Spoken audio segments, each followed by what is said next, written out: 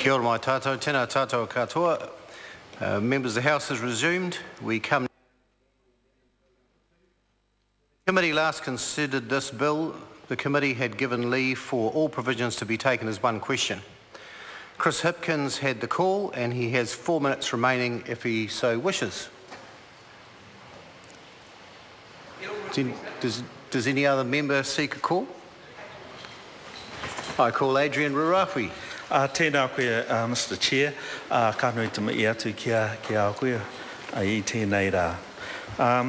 Mr Speaker, it's a privilege for me to stand and speak to the Gambling Amendment Bill number 2. In particular, I want to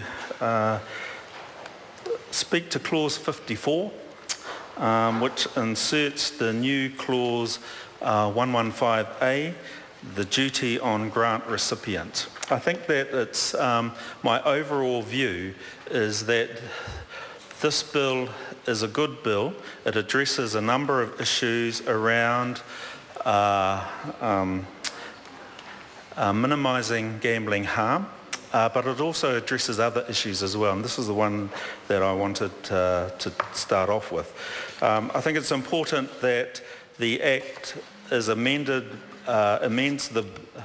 the Act is amended by this bill to explicitly state the obligations on grant recipients and the consequences of contravening those obligations. So there's a raft of issues like this one that in each one of these clauses takes that clause and improves on the Act that was passed in 2004 and consequently amended by this bill. So I speak in support of that particular one, mainly because of the number of providers that provide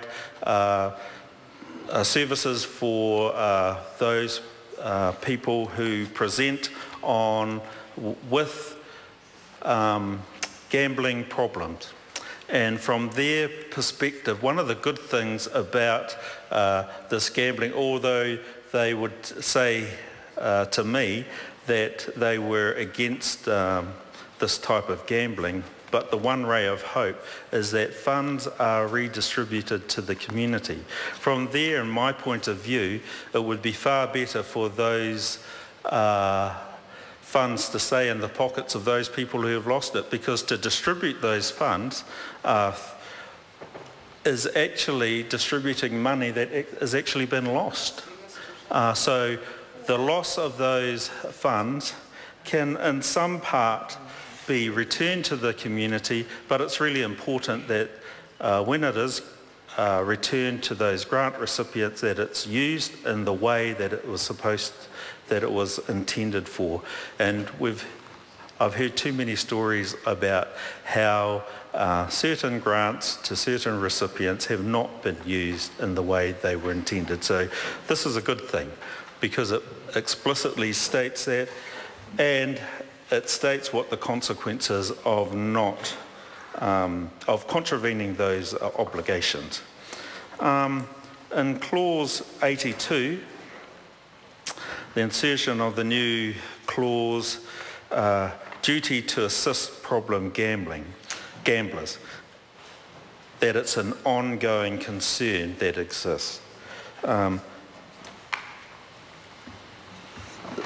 Operators must, and venue managers must take all reasonable steps to make sure that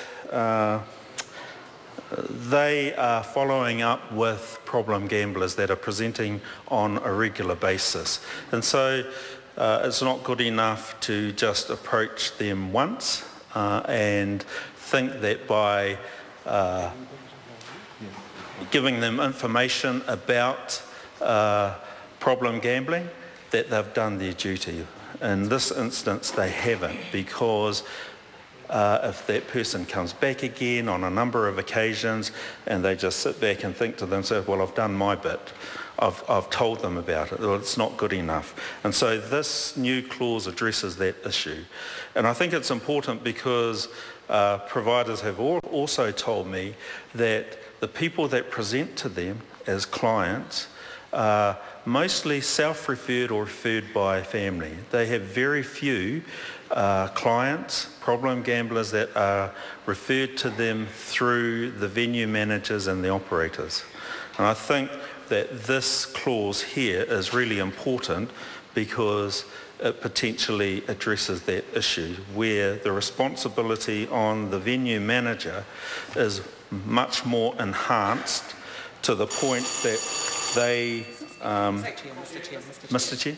Adrian Rurahui. That it gives the opportunity, I think, more responsibility on the venue managers and operators to refer and to give ongoing advice to someone that presents often, and so that's really important. The other issue that is often raised with me and is addressed by the Minister's Supplementary Order Paper 454, and that's around increasing the minimum rate of return from 37.12% to 42%. It's often seen in the community that far too much of the money that is expended on gambling, the return does not come back to the community. And that's an issue that's been raised with me on a number of occasions as well. So addressing that is good. I have to say again that it would be fantastic because that money was lost by someone, that money actually stayed in the pockets of those people that lost it, because quite often it's the people that can least afford to lose it actually lose it. Another issue that has often been brought up to me related to this issue is where exactly in the community that money goes.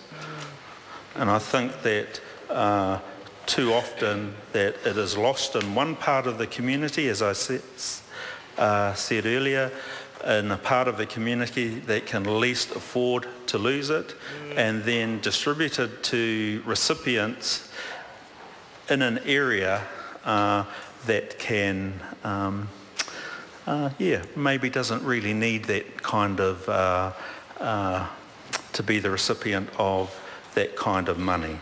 I won't name names, but you can imagine different suburbs where there are lots of these pokies, these machines, this type of gambling, and then you read in the paper, the newspaper, of who exactly have received the grants through those clubs and foundations and etc., and they bear no resemblance to where it was lost.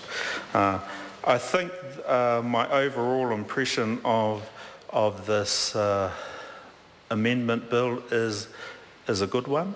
I'm pleased to support this particular bill, and there are a number of other clauses as well which are really good for making certain that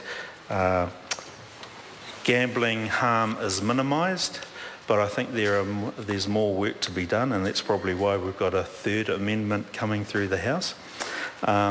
And further opportunity for providers and others in the community to make their submissions on this particular area, gambling harm. So that's my contribution to it.